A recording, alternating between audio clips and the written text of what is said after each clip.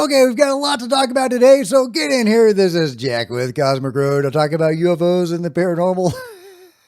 Please hit like and subscribe and let me know what you think in the comments below. Yeah, Sean, he's got some sweet moves, doesn't he? Who knew the lovely Dr. Sean Kirkpatrick was actually a secret dance meister? That's pretty special there, Sean. That's pretty special. I love it. All right. Let's see. What have we got here? What is this? UAP news. I'm going in no particular order. UAP News is saying a throwback to Steve Justice and Lou Elizondo discussing the reasons why the Tic-Tac UFO from 2004 was not top secret U.S. tech. Yeah, and it's a clip from the TV show Unidentified, where they do discuss whether the Tic-Tac could be human technology from some black program. And the upshot is that no, in their respective spheres, Chris Mellon, Lou Elizondo, and Steve Justice all went through their sources and their information trying to get, knowledge about, man-made programs, government programs, and special access programs, whether it's Lockheed Martin or elsewhere, that could account for the Tic-Tac UFO. And none of these guys, not Chris, not Steve, not Lou, could account for the Tic-Tac. It didn't seem to be anything man-made, nothing U.S.-made. And you would think that Steve Justice, Skunkworks, Steve Justice, would be familiar with the Tic-Tac if it was made at Lockheed. So, just something to keep in mind. Also, Think Tank is pointing out that, Tic-Tacs have been seen forever. And I talked about this the other day. Foo Fighters were the object seen in World War II, and they comprised all different sizes and shapes.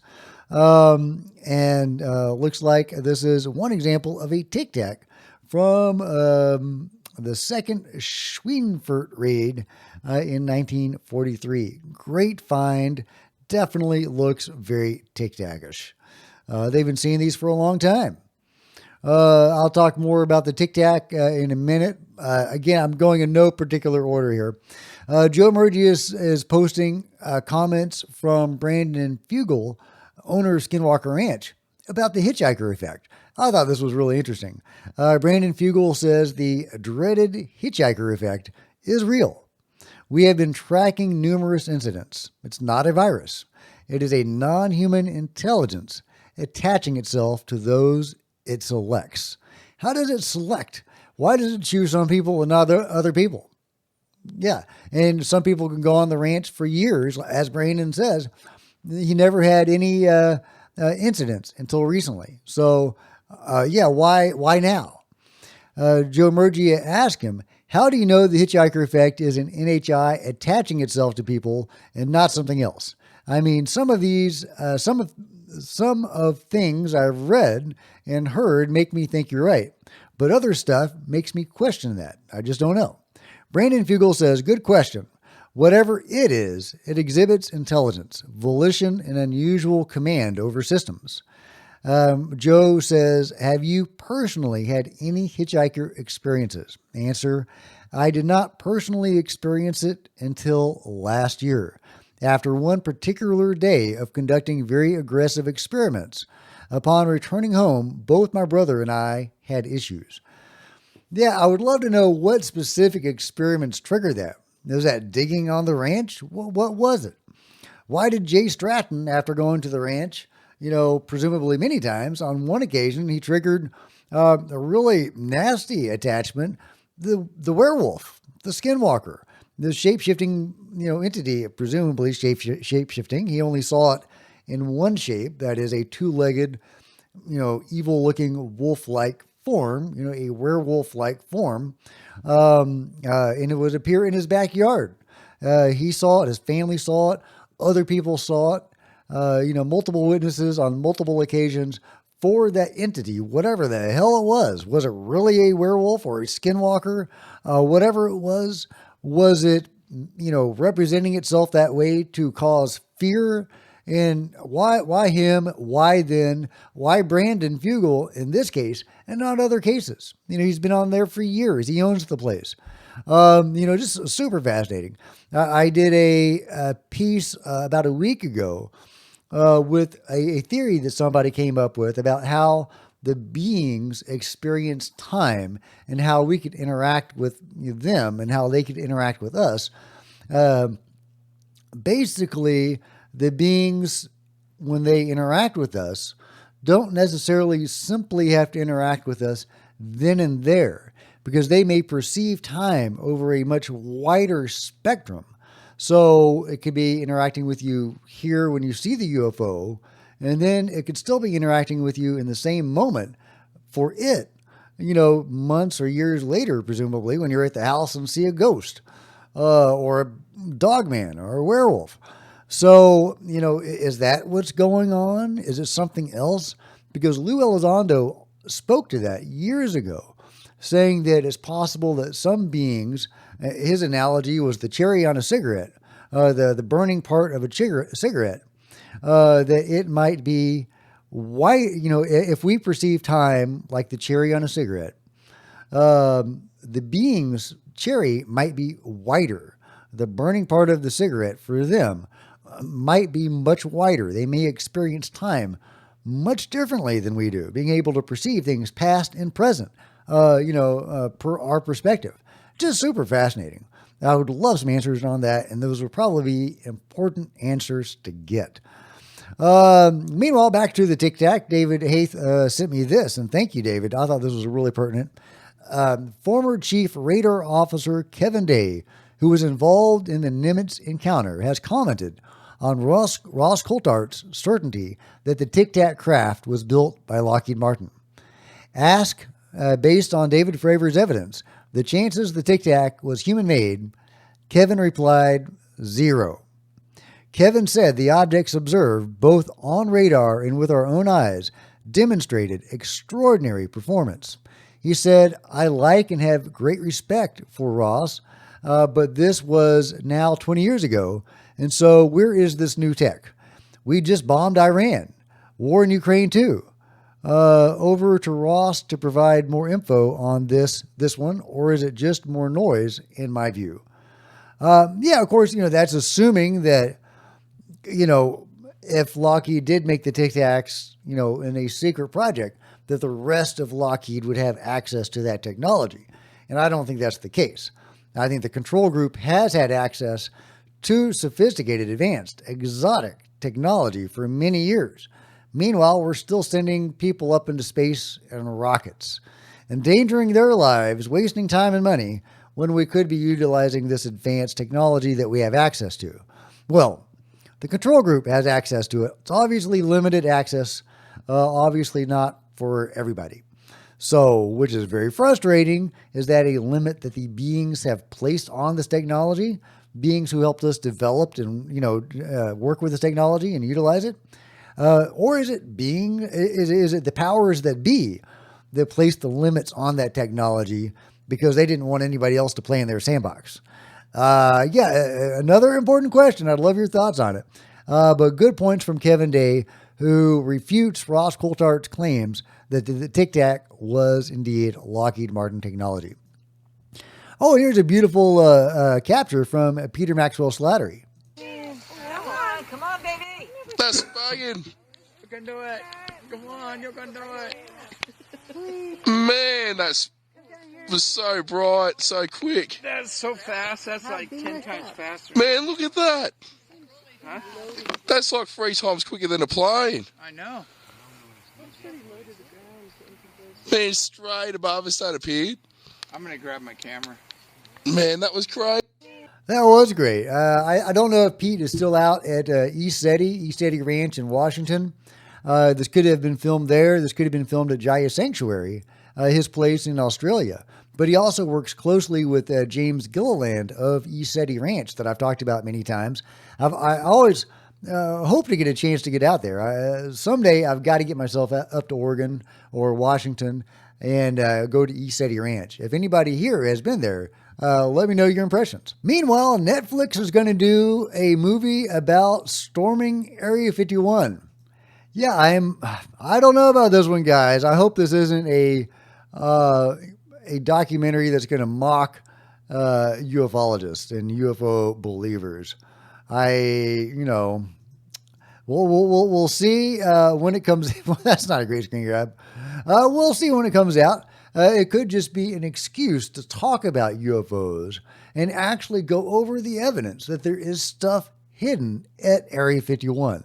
I hope that's the case. Could be a fun and exciting, UFO movie that could even get like non-believers to watch it. People that think they're going to be, watching people be made fun of, but then they accidentally learn something about UFOs and UFO secrecy. Maybe that's the way it'll go down. Maybe they'll treat it like a big joke, but there you go. Something to put on the radar, something to be cognizant of that movie coming from Netflix. Now, here's another point about the Tic-Tac, because everybody, of course, is chiming in about the Tic-Tac. This is a clip of Commander David Fravor giving his testimony to Congress about his dogfight with the Tic-Tac.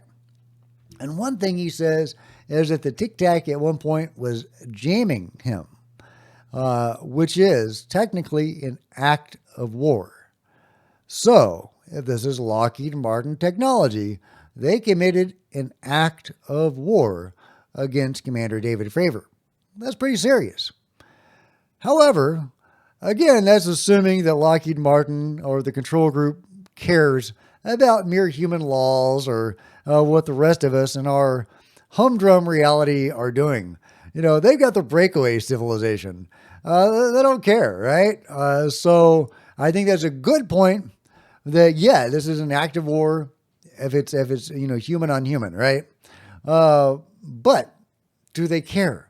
Do they operate by the same rules and laws as the rest of us?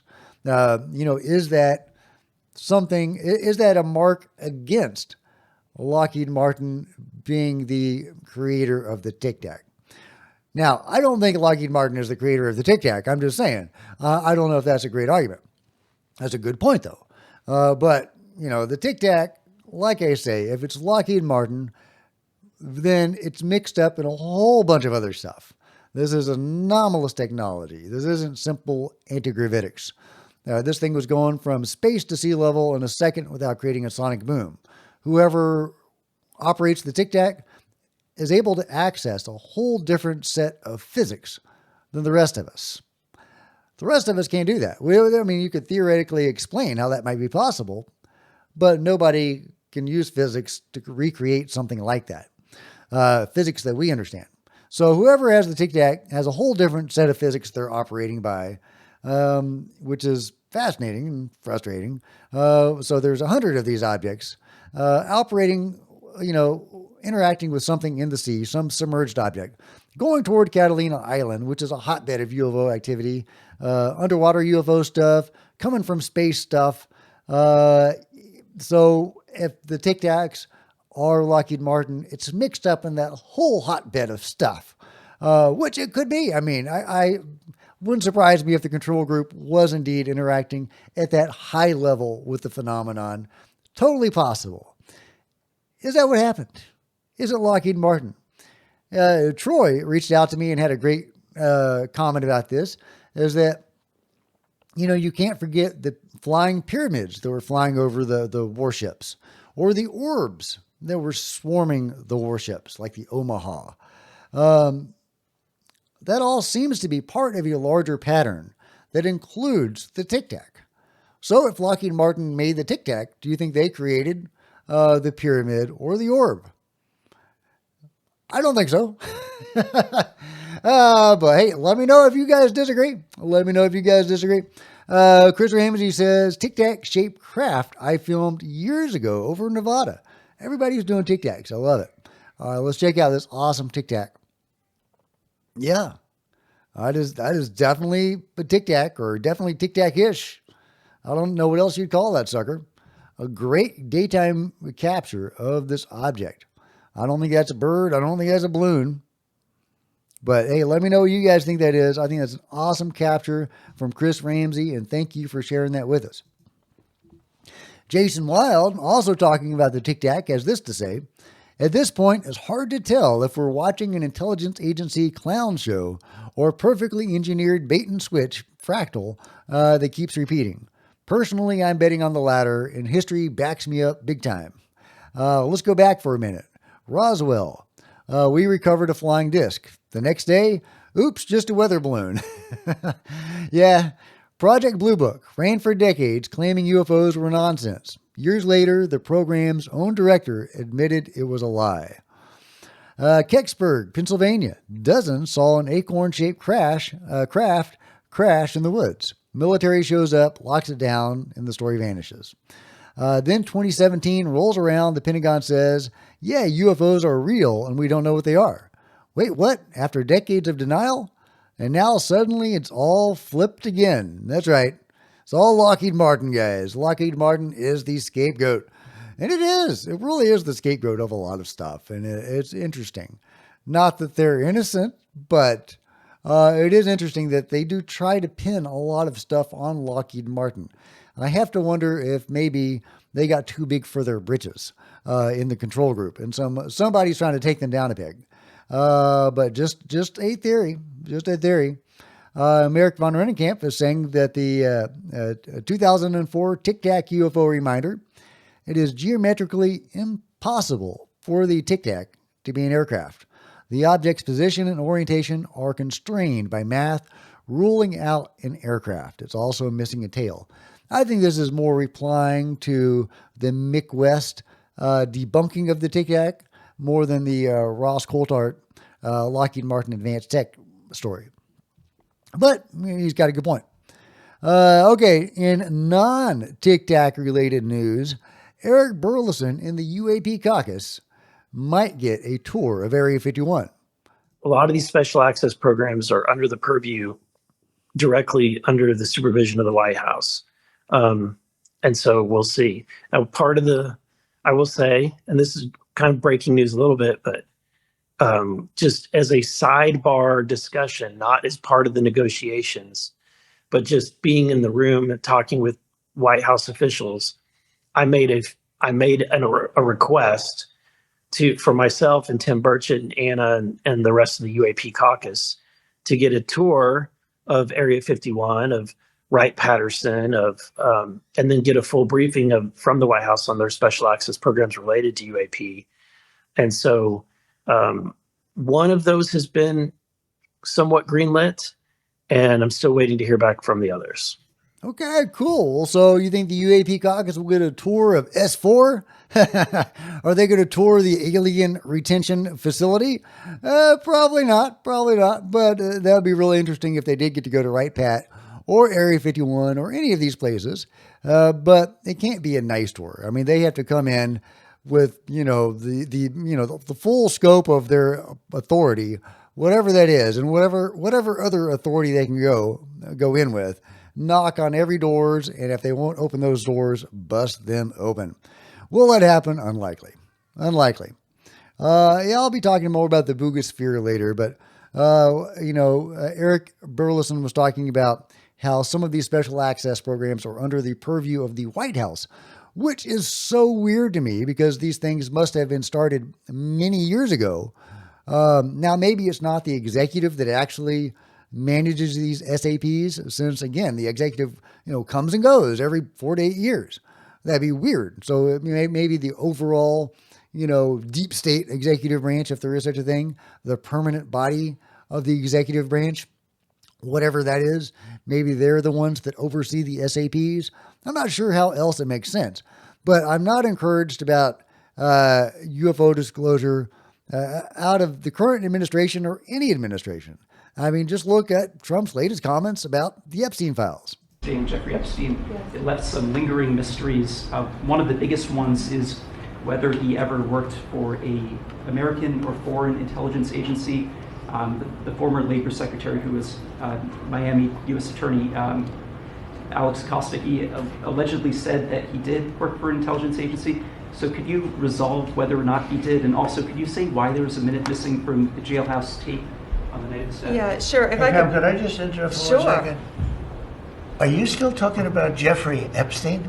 This guy's been talked about for years. You're asking, we have Texas, we have this, we have all of the things. And are people still talking about this guy, this creep? Yes, we are. Question asked, question answered. We're still talking. So it seems like the powers that be have inserted themselves into the administration. And yeah, now we have the current narrative about Epstein, which is not an encouraging narrative for UFO disclosure. If the powers that be can put the crackdown on Epstein, they can probably put the crackdown on UFO disclosure. Now, I'm encouraged, there are definitely recent events and whistleblowers that have come out that are still alive and allowed to tell at least some of their information. So there do seem to be elements of the UFO control group that are pro-disclosure and that things are going forward. So I am encouraged in large part by the wheels that are turning in Washington, D.C.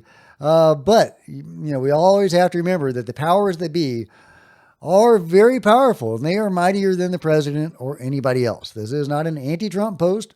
This is simply, a post about being aware of the, powers that be and that they are powerful. And yeah, it is what it is. It is what it is. But that's okay. That's all good, guys, because if an alien ever does attack us, okay, that was a lame segue, but okay, work with me, guys. Last but not least, if an alien ever does attack us, we've got kangaroos, guys. We've got kangaroos, y'all.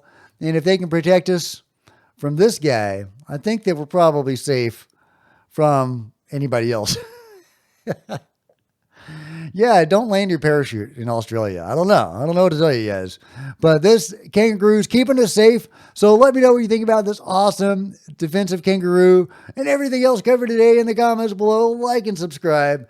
Hit the bell to be notified of future videos. You don't want to miss a thing. Join me on social media. There's Facebook and Twitter links below. Love to see you guys there. If you want to support Cosmic Road in a bigger way, consider grabbing a coffee mug or a t-shirt in the merch store below, or by becoming a channel member. Channel members are rock stars, and I really do appreciate you guys' support. Thank you. Also, channel members frequently get to see videos hours before everybody else. Meanwhile, there's plenty of other videos on the channel, and I'll see you guys next time. This is Jack with Cosmic Road, signing out.